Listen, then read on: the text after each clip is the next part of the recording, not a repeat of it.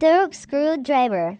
It is used to tighten or loosen screws that have a star-like depression on the top, a failure that is mainly found on laptops.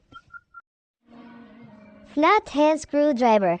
It is used to tighten or loosen slotted screws. Phillips screwdriver.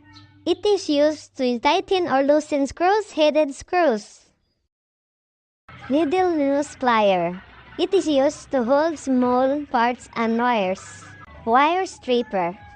It is used to remove the insulation from wires so that it can be twisted to other wires or crimped to connection to make cable.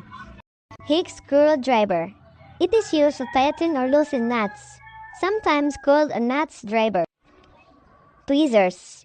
It is used to manipulate small parts. Part retriever. It is used to retrieve parts from locations that are too small for your hand to fit. Flashlight. It is used to light up areas that you can see well. Wire cutter. It is used to strip and cut wires. Wire crimper. It is used to attach connection to wires. Punch down tool. It is used to terminate wires into termination blocks.